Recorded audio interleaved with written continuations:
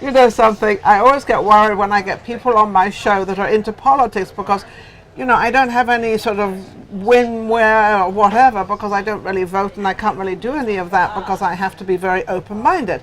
Now, Max Miller is running for mayor, and Yes. Max, I haven't seen you in a long, long time, but I've known you for an awfully long time. Yes. Since I think I've been in Vegas, which is about, I'm going on for maybe 6 years now. I know that's a newly one, but you know, anyway. Right. Yeah, well, that's what they say. So now you're running for mayor. Now, when I first met you, you were doing a radio show. Yes. And you were all over town, and you were blasting. Still. I was born and raised here. And I thought you could say you were born and raised all over town. Well, it is Vegas, right? Well, yeah, but it doesn't stay in Vegas anymore. Right. What happens here doesn't necessarily stay here. No, you're right. We met doing live radio. Radio, that's right. Yeah. And I was hosting a show called The Legal Briefs. Yes. Live. I was hosting a show called the Happy Hour, where I was Manhattan Miller. This guy wears many hats, let me tell you. Wore many hats, but all within something that I know and that I'm familiar with. But have you not always been into politics? I have, but behind the scenes. Yes, you know. well, I remember that. I remember you talking about that. Yes. Oh, that's interesting. Behind the scenes, a lot of people were saying, well, you're coming out of nowhere. I said, no. There's programs in this community that I actually started. Back in the 90s, when I was just in high school, I started one of the most... He was in high school. I was in high school. Now we know how old he is. Now you know how old I am. So, and I'm proud. I think I look okay. I was going to call you the younger generation, because to me you look like you're 28, 30 years old. Oh, thank you very much. So I thought I was going to 42. 42 and holding. I'm 42. Yeah. I'm younger than you. I'm 39 and holding. Exactly. I don't know tell anybody. Right? No, but years ago, behind the scenes, I saw problems that were going to be coming up. And what sort of problems? Crime, for example. And everybody always talks about crime, but one of the things that they do is they try and address it at the adult level. But that's not where you address it. You address it in the teen arena. You address it in the... I know what you're trying to say. You're trying to say, in other words, teaching the younger generation, or helping the younger generation, this is not the path you go on. Right. And this is not going to get you anywhere. It will get you somewhere. It'll probably get you in jail. It'll probably get you in jail. But you have to understand and you have to respect authority. But doesn't that not come from the parents? It does, but there's only so much most parents don't know, how Metro works. They don't know how the legal system works. Why do they know how Metro works? They wouldn't know, right? Why? They wouldn't, because they've never been involved with it. Why do their children know how it works? They wouldn't. And that's just it. So who teaches who? Exactly. You know who teaches who? The streets. The streets teach our youth how Metro works. Unfortunately, when they get involved with that, it's because of an arrest. It's because they've done something wrong. And it starts down a slippery, bad slope. Do they do something wrong because they don't know it's wrong? At the time, yes. But then they get taught some of the benefits of doing it, and then they get slapped on the wrist, and they go, well, wait a minute. I could go back and do that again. I can go back and do it again. So that I started... Well, you can't. 93, I started a program called Trial by Peers. And the whole premise behind it is we always would say that kids get in trouble because of peer pressure. So I thought, in 1993, that's true, actually. When I was 16 years old, I thought, well, if kids can get in trouble because of peer pressure, then peer pressure can keep them from getting into trouble. But it has to be done. Reversing Exactly. So you're reversing the concept of getting into trouble. Exactly. So if it was cool to hang out late or do something you weren't supposed to do, then and only to have a 42, and I'm now 42 years old with a 9-year-old, right, and an 8-week-old, by the way. You have an 8-week-old? I have an 8-week-old. Congratulations. Thank you very much. She's gorgeous. Girl, I have 2 little girls, 2 little princesses. Oh my goodness. That's just daddy's girls already. Yeah. And I thought if that could get them into trouble, then when a parent or a judge or a police officer says, oh, this is wrong, we've heard the phrase, in one ear and out the other. But for some reason, what my daughter's 9-year-old friend says sticks. So I thought, if another 16-year-old were to say, dude, that wasn't cool, it would stick. It would resonate more. You know, you are so right on this whole subject. I'm going to tell you why. Because the younger generation, I'm going to call them the teens, because teens start from anywhere from like 10 years old up to sort of 22 or 20, I guess. Right. But they will listen to their own Right. But if they have to listen to another lawkeeper, another mother, another Exactly. father, and they do listen, but they like push it to one push it side. away because- but when they listen to the children or the teenagers around them, they seem to pay attention, and they come in these packs. The number one thing they say is, well, you don't understand, Dad. You don't understand, Mom. It's different when you grew up. It was different. Well, it's true. And it's true. Absolutely So the true. best way to get to them is to actually have a peer say, no, that's not cool. And that's what we did with Trial by Peers. We actually I petitioned, I worked with judges, I worked with the first female mayor, Jan Laverty Jones. Yeah. When she got elected back then, I was working with city council to get them to approve this diversion program that had the lawyers and the judges training kids over the summer, working with them in the courtroom so that they could try the cases that came over in the spring. So I'm listening to all this, and Max, you're bringing into, and I always love to get this out there, by the way, 16,000, less, more, whatever, are homeless in this, not in this city, in Nevada, but mostly in this city. Yes. Now, what you're telling me as a mayor, I'm calling you mayor already. Thank you. I accept. Mayor. I accept. Mayor-elect Mack Miller. I love it. No, but as doing what you want to do, are you going to be sort of helping this younger generation? Because you seem to be very sort of into helping the young people, Yes. as well as helping, as well as being the mayor. It's our future. Yeah, well, that's what I always said to. I always used to say to everybody out there, "This is our future. That's our future. We got to make them, what Right. we think we are, or better than what we Better, are.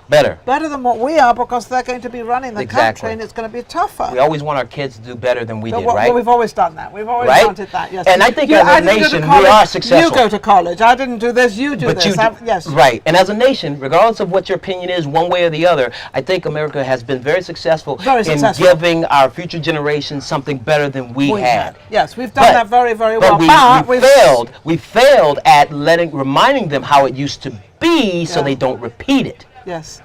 I want to let them know that. So you're running as mayor, and is that your main thing you would like to sort of not concentrate on? Because as a mayor, what part of this is it? So the mayor of it's Las Vegas. Las Vegas. Okay, so if you're running, you've got to make sure you've got to cover everything. Though. Right. So here's the thing. You're going to try to beat Carol. Here's the thing. You don't always run the ball down the field to get a touchdown. Sometimes you're trying to get yardage. Well, yeah, Okay. to get the ball there. If you always That's true. run the ball down just for a touchdown, you might not be successful. But you have to be strategic about But it. if you take it for a little bit at a time, Exactly. and then another little. Exactly. Very smart. We are in a community, we should be blessed to live in Las Vegas. And I said this at a town hall last week in Ward 5. Cleveland, Chicago, Los Angeles, Detroit, their mayors spend probably 80 to 90% of their time fighting and defending their police force for allegedly doing something wrong, race riots, religious riots, sexual orientation problems. Riots going on out But there. Las We don't really Vegas, we solve don't anything. have that problem. So the last 3-4 mayors for the last 30 years, most of that have been the Goodmans.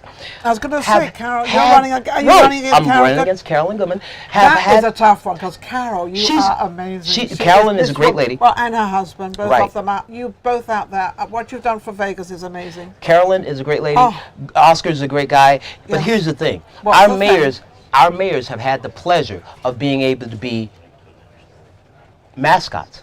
You see, because we don't have those problems, we've got all this extra time in the mayor's office to not constantly make press conferences about what our police force did wrong. Because other cities, they send their police to Las Vegas to train.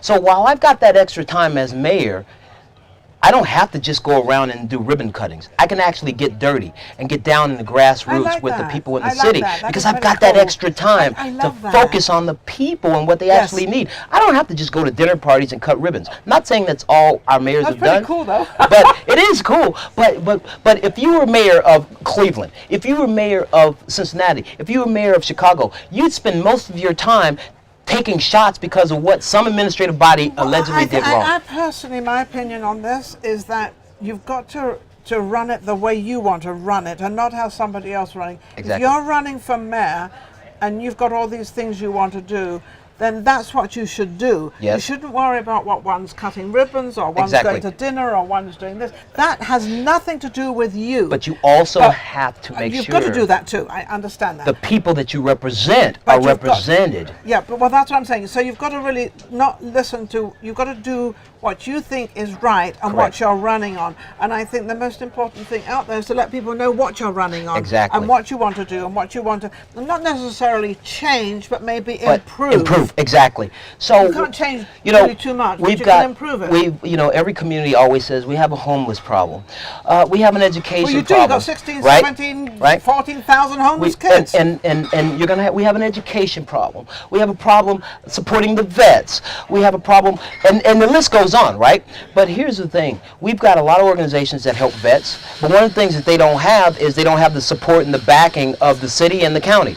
We've got a mayor that had problems helping people in the county because we had a former chairman of the county commissions that butted heads and said, "Well, hey, cross this line, this is county in my territory."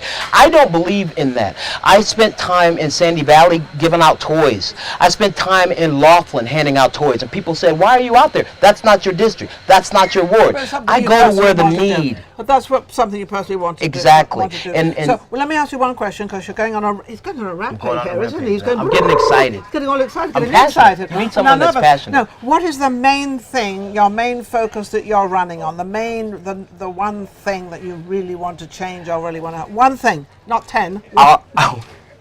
Our local economy. And what I like mean that. by I that like that. is, it's one thing to bring a company or a business from out of the state and promise them subsidies, giving millions of dollars in subsidies to a company that doesn't need millions of dollars. It's another thing to take that same amount of money and spread it around the community with the small businesses, because those. So you're running on, he's going on his rampage again. Yes. So you're running on small businesses, which I think that is actually across United States Exactly. of America.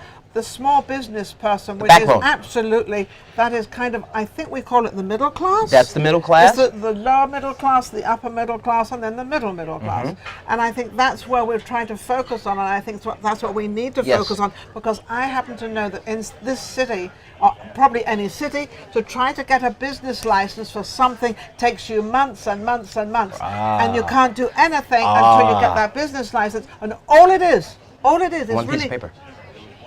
he said it for me. It's one piece of paper that you have to sign. That's all it is. Right. And it takes months and months and months. And the reason I know that is because I own commercial property in this town, and I know the agony they go through. And I look at them and I think, well, maybe I know somebody. Well, I do know a lot of people, but I really can't help that much. It's that red tape, right?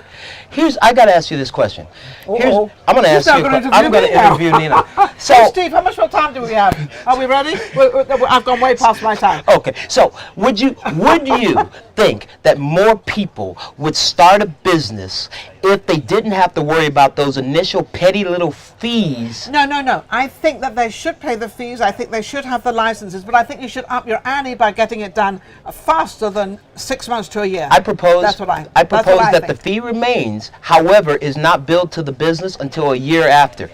Well, I'm not going to go into all that Yeah. technical stuff because I truly don't know about that. But I do think that they should get their license as soon as possible. Because as soon as you get your license for You can business, do business. you do business, you create money. put people you to work. circulate. Well, you know, the whole world. The only reason we all have a world like we have is we circulate money, and if we don't circulate that money, if it doesn't circulate, No. you don't have a business. You don't have, No. and that's how countries Exactly. get into the problem. We How can put people to reach work. you? We can. Mack Miller off this for right now. Nevada.com is the best way they can reach me. Okay. I'm Mack Miller for Nevada.com. I'm Mack on Miller. Facebook. And you can reach me that way. Just look out for the name. Yes. Remember Mack Miller. That's all you have to remember. Don't always vote for the first name on the ballot. Back Mack. Just remember MM. Yes. We'll be right back. Vegas Live with Nina.